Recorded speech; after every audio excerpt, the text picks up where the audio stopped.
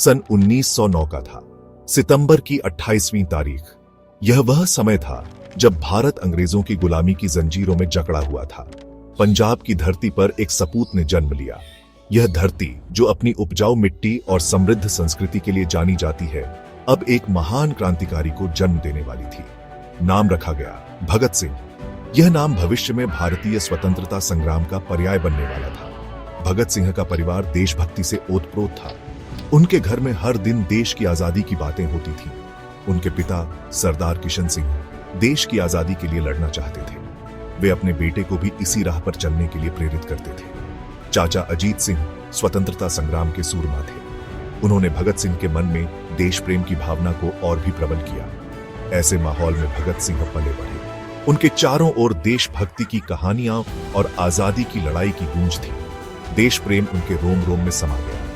यह भावना उनके जीवन का अभिन्न हिस्सा बन गई। छोटी उम्र से ही उनके अंदर एक ज्वाला जलने लगी थी। यह ज्वाला थी अन्याय के खिलाफ लड़ने की और अपने देश को आजाद कराने की। यह ज्वाला थी आजादी की चाहत की। भगत सिंह का जीवन एक मिशन बन गया और यह मिशन था भारत को अंग्रेजों की गुलामी से मुक्त कराना।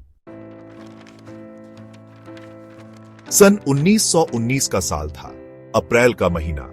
यह वही समय था जब भारत में स्वतंत्रता संग्राम अपने चरम पर था। अमृतसर में एक भयानक घटना घटी, जलियांवाला बाग हत्याकांड। इस घटना ने पूरे देश को हिलाकर रख दिया। यह खबर सुनकर भगत सिंह का खून खौल उठा। वे जलियांवाला बाग पहुंचे। वहां का दृश्य देखकर उनका दिल दहल गया। उन्होंने उस खून से सनी मिट्टी को अपने माथे से लगाया।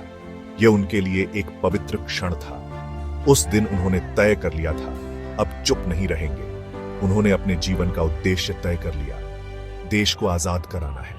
इसके लिए वे किसी भी हद तक जाने को तैयार थे। इसके लिए जान की बाजी भी लगा देंगे। उनके साथियों ने भी उनके इस संकल्प का समर्थन किया। भगत सिंह की आंखों में अब एक नया ही जुनून दिखाई दे रहा था। यह जुनून था देश को आजाद कराने का, अपने लोगों के लिए न्याय पाने का। भगत सिंह ने क्रांतिकारी गतिविधियों में हिस्सा लेना शुरू कर दिया। लाला लाजपत राय के नेतृत्व में साइमन कमीशन का विरोध किया। इसी विरोध प्रदर्शन में अंग्रेजों ने लाठीचार्ज कर दिया। इसमें लाला लाजपत राय गंभीर रूप से घायल हो गए। कुछ दिन बाद उनकी मृत्यु हो गई। भगत सिंह यह सहन नहीं कर सके। उन्होंने अपने साथियों के साथ मिलकर लालाजी की मौत का बदला लेने की ठानी। सेक्शन 4, हंसी से स्वागत। भगत सिंह ने अपने साथियों के साथ मिलकर दिल्ली की सेंट्रल असेंबली में बम फेंका। उनका मकसद किसी को मारना नहीं था।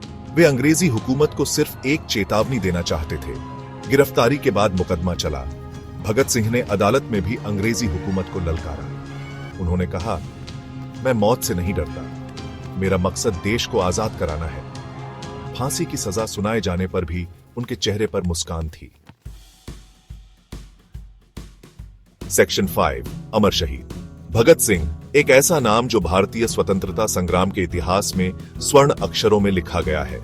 23 मार्च 1931 का दिन इतिहास में अमर हो गया। इस दिन को कोई भी भारतीय कभी नहीं भूल सकता। इस दिन भगत सिंह, राजगुरु और सुखदेव को फांसी दे दी गई। उनकी शहादत ने स्वतंत्रता संग्राम को एक नई दिशा दी। लेकिन उनकी शहादत ने पूरे देश में क्रांति की ज्वाला प्रज्वलित कर दी। हर भारतीय के दिल में आजादी की आग और भी भड़क उठी। भगत सिंह सिर्फ एक नाम नहीं, एक विचारधारा बन गए। उनकी सोच और उनके आदर्श आज भी हमें प्रेरित करते हैं। उनकी शहादत ने लाखों युवाओं को देशभक्ति के लिए प्रेरित किया। उन्होंने युवाओं को यह सिखाया कि देश के लिए बलिदान देना सबसे बड़ा धर्म है। आज भी भगत सिंह का नाम सम्मान से लिया जाता है। उनके बलिदान को कभी भुलाया नहीं जा सकता। उनका बलिदान हमें याद दिलाता है कि स्वतंत्रता का कोई मोल नहीं होता। हमें हमेशा उनके आदर्शों पर चलना चाहिए और देश की सेवा करनी चाहिए।